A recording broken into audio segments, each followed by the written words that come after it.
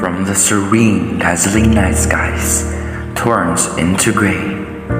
From the magical sound of crickets turns into horns and plays. From the tranquil drop of rain turns into sadness and chains. The world is changing vividly.